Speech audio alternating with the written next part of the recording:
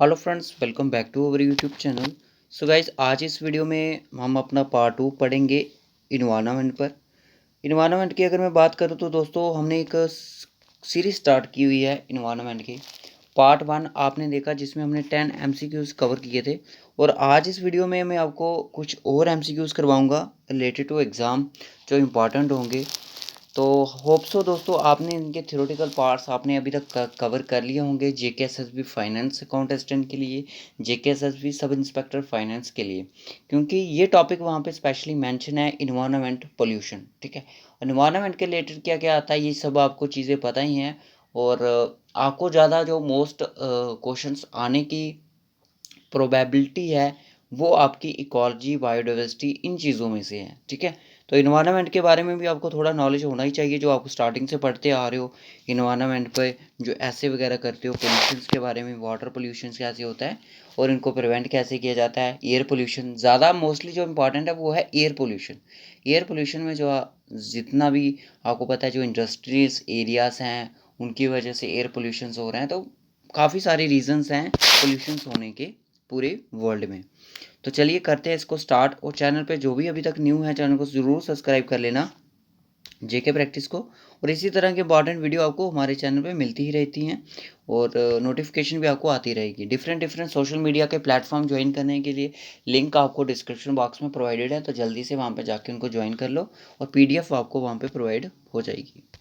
तो ये क्वेश्चन हमने उस दिन कर लिए थे गाइस, तो आज हम कुछ और क्वेश्चन करेंगे, न्यू क्वेश्चन, जो आपके लिए बहुत ही ज़्यादा इम्पॉर्टेंट होंगे एग्ज़ाम पॉइंट ऑफ व्यू से। तो चलिए, फर्स्ट क्वेश्चन आपका देख सकते हो स्क्रीन पे। What is true about ecosystem? Ecosystem के रिलेटेड यहाँ पे क्या ट्रू है? क्या primary consumer are less dependent upon producer? जो प्राइमरी कंज्यूमर होते हैं वो लेस डिपेंडेंट होते हैं प्रोड्यूसर पे, लेस डिपेंडेंट होते हैं। Primary consumer of outnumber producer या आउट नंबर प्रोड्यूसर होते हैं। Producer are more than primary consumer. Yes, producer ज़्यादा होते हैं प्राइमरी कंज्यूमर से। तो इसका जो राइट ऑप्शन है वो आपका यही है, ऑप्शन थर्ड। दोस्तों, with reference to eutrophications which of the following statement is true? Eutrophication के रिलेटेड इसमें से कौन सी ऐसी स्टेटमेंट है वो ट्रू है? It is a phenomena of nutritions enrichment of water body. बिल्कुल, ये अगर आप इसको डिटेल में टॉपिक को पढ़ते हो ना, अपना इकोलॉजी वाला, बायोडाइवर्सिटी वाला, इकोसिस्टम, तो आपको ये चीज़ वहाँ पे मिलेगी। यूट्रोफिकेशंस ये एक ऐसी फिनोमिना है न्यूट्रिशन का जो कि वाटर में, वाटर बॉडी का होता है। It depletes the dissolve oxygen in water. तो ये भी बात सही कर रहा है, it depletes the dissolve oxygen in water.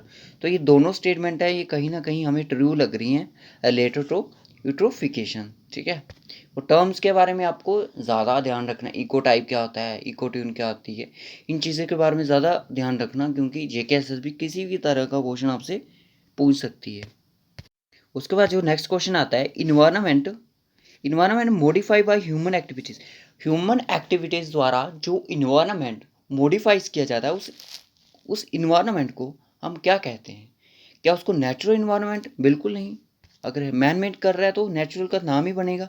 Urban environment नहीं, मॉडर्न इन्वायरमेंट नहीं, उसको बोलेंगे हम एंथ्रोपोजेनिक इन्वायरमेंट।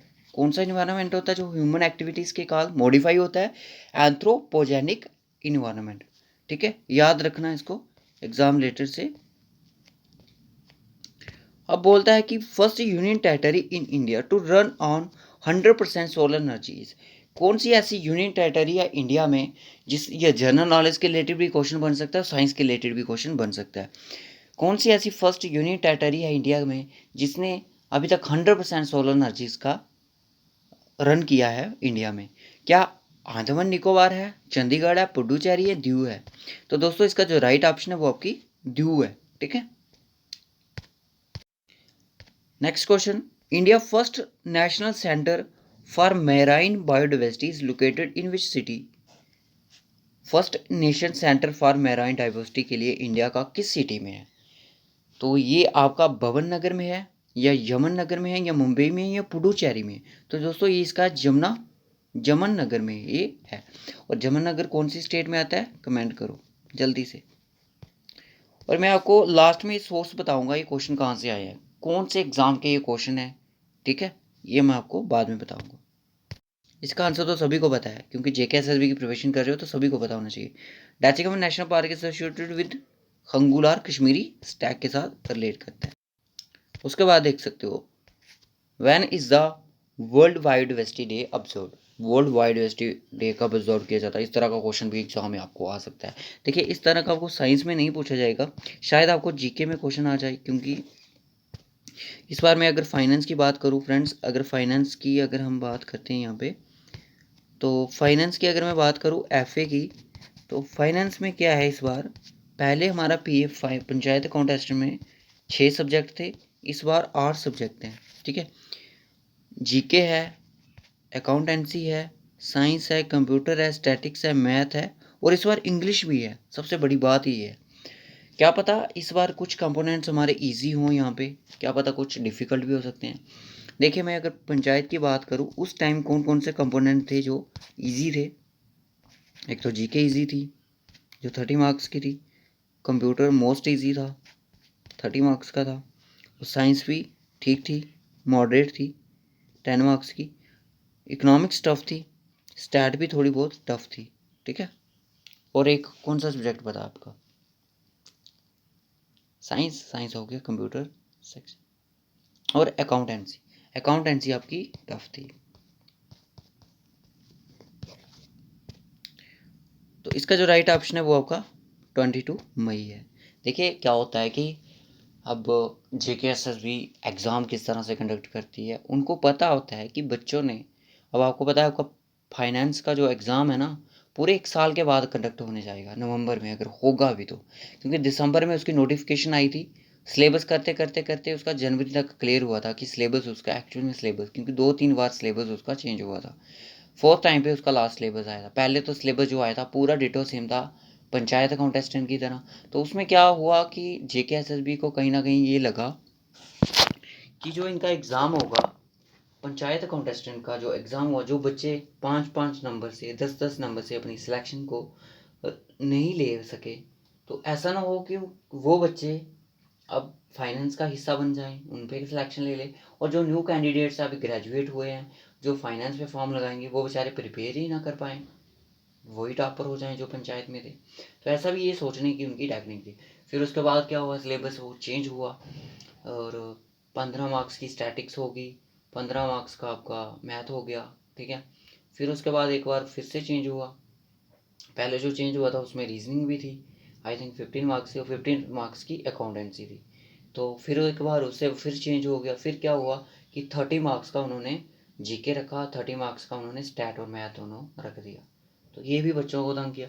फिर लास्ट में उन्होंने अपने हिसाब से जो सिलेबस दिया, फिर वो पूरा CGL लाइव टाइप का सिलेबस दिया उन्होंने, ठीक है। तो चलिए करते हैं आगे, नेक्स्ट क्वेश्चन देखिए। इसका आंसर जो है 22 मई है।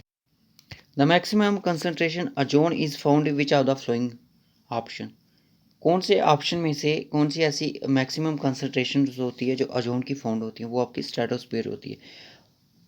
मैक्सिमम एग्जाम में यही क्वेश्चन पूछा जाता है। As a result of global warming, the frequency and severity of which of the following are increasing due to global warming. Global warming की फ्रिक्वेंसी इंक्रीज होने के कारण कौन सी ऐसी जो यहाँ पे सेवर्टी दी गई हैं, ग्लोबल वार्मिंग की वजह से इंक्रीज होती हैं, साइक्लोन्स इंक्रीज होते हैं, स्टॉर्म्स इंक्रीज होते हैं, ह्यूरिकन्स होते हैं, ये ऑल ऑफ द अबव सारी की सारी चीज़ें इंक्रीज होती हैं with the increasing of global warming. जैसे जैसे ग्लोबल वार्मिंग इंक्रीज होगी तो इन पे भी इन्फेक्ट पड़ेगा। विच of the following is not example of in Setu conservation strategy. एक तो पढ़ा हुआ है एक्स सेतु, एक पढ़ा आपने इन सेतु, इन चीज़ों का ध्यान रख लेना, एक सेतु में क्या आता है और एक्स सेतु में क्या क्या चीज़ें आती हैं। तो इसका जो राइट ऑप्शन है वो आपको बोटेनिकल गार्डन है, ठीक है। Which day celebrate world environment day, world environment day बनाया जाता है आपका 5 जून को। उसके बाद क्वेश्चन पूछ रहा है which among the following are the abiotic components of the environment. Abiotic कौन से होते हैं, अबॉइटिक होते हैं आपके नॉन लिविंग, ठीक है, नॉन लिविंग होते हैं।